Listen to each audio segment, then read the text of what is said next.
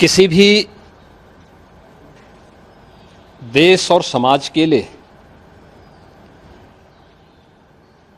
प्रगति और समृद्धि के नित नए प्रतिमान स्थापित करने के लिए समय समय पर होने वाला रिफॉर्म अत्यंत महत्वपूर्ण होता है। लगातार हर एक फील्ड में पिछले 10 वर्ष के अंदर बेहतरीन रिफॉर्म करके भारत की अर्थव्यवस्था को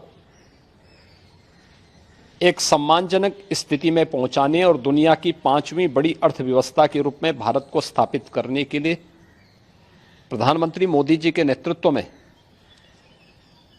काफी कदम उठाए गए, रिफॉर्म किए गए।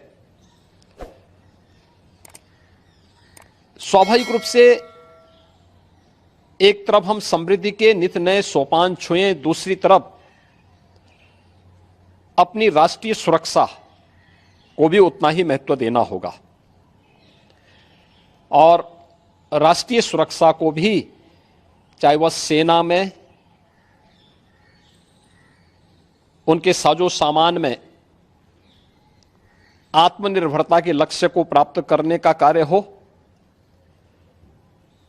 या फिर सेना के आधुनिकीकरण से जुड़े हुए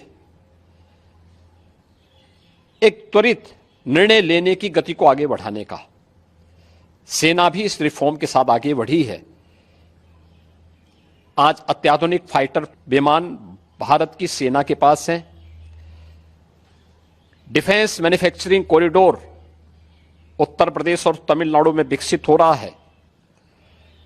उत्तर प्रदेश में ही हमारे डिफेंस कॉरिडोर में 6 नोड में हजारों करोड़ रुपए का निवेश आया है।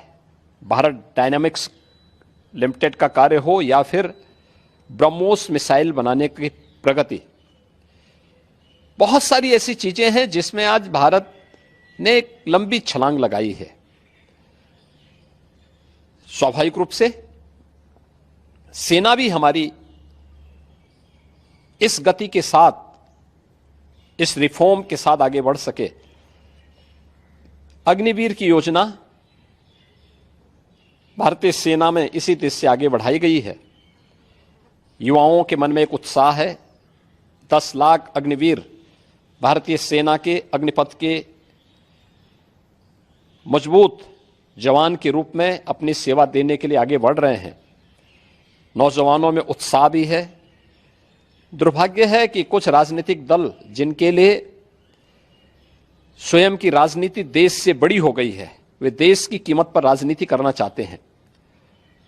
उनका काम ही है कि हर रिफॉर्म वाले कार्य को, हर प्रगति वाले कार्य को, हर समृद्धि वाले कार्य में टांग अड़ाना, अनावश्यक व्यवधान पैदा करना, गुमराह करना, भड़काने की बयानबाजी करना और लगातार उनके द्वारा इस प्रकार के कृत्य किए जाते रहे हैं।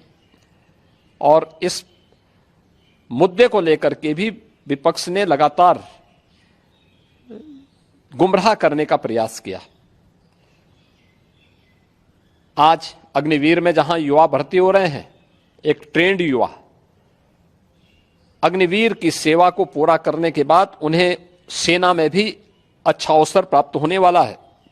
पैरामिलिट्री में, सिविल पुलिस में और विभिन्न सेक्टर में भी उन्हें समायोजन करने के लिए व्यवस्था दी जा रही है। बीएसएफ ने, सीआरपीएफ ने, सीआईएसएफ ने, अन्य तमाम हमारे जो पैरामिलिट्री हैं, उन्होंने भी इस बात की घोषणा की है और उत्तर प्रदेश सरकार ने भी इस बात को कहा है कि अग्निवीर की योजना जैसे आगे बढ़ती है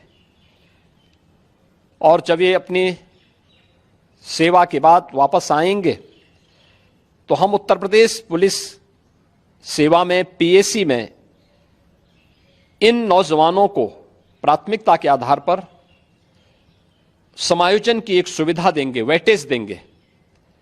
उनके लिए एक निश्चित आरक्षण की सुविधा हम अपनी सेना, अपनी पुलिस में उपलब्ध करवाएंगे। एक ट्रेंड मैन पावर हमें मिलेगा, अनुशासित युवा हमें मिलेगा और इसका लाभ राज्य लेने के लिए पूरी तरह हम लोग प्रतिबद्ध होंगे कि उन ट्रेंड युवाओं को हम आगे बढ़ा सकें। और मुझे लगता है कि हमें प्रधानमंत्री मोदी जी के और भारत सरकार के इस सेना रिफॉर्म के अभियान के साथ राष्ट्रीय सुरक्षा को सर्वोपरि मानते हुए